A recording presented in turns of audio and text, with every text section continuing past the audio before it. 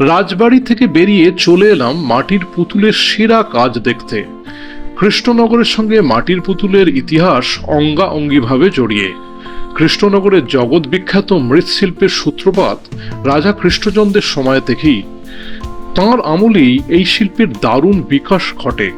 ঘূর্ণি নামের জায়গায় এই পুতুল পট্টি জীবন্ত ও বাস্তব ধর্মী মাটির পুতুলে বিশ্বখ্যাত।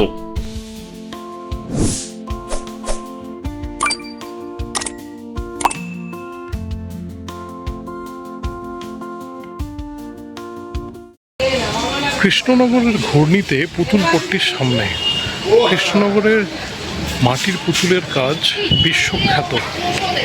এখানে এই দোকানে আছে সুন্দর সুন্দর পুতুল, নিদর্শন ছড়িয়ে আছে দোকানের আনাচে কানাচে। অসাধারণ সব পুতুলের কাজ।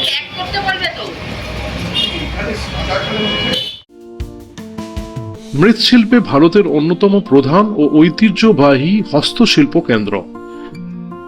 এখানকার কারুশিল্পীরা জলঙ্গি নদীর বিশেষ এঁটেল মাটি ব্যবহার করে নিখুঁত মানুষের মুখাবয়ব ও গ্রামীণ জীবন ফুটিয়ে তোলেন, যা জিআই স্বীকৃতি লাভ করেছে।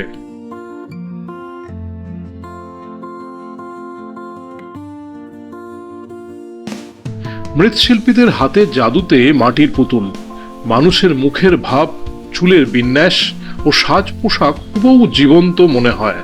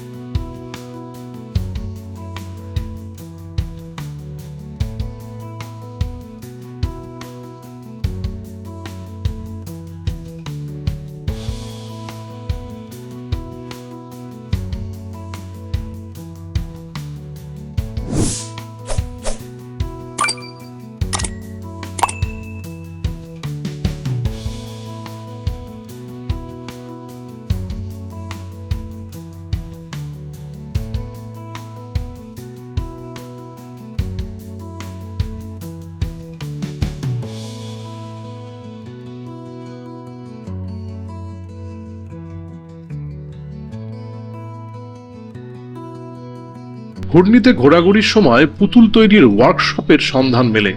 সেখানে দুর্গামূর্তির সঙ্গে সঙ্গে তৈরি হচ্ছিল অসাধারণ সব মাটির কাজ।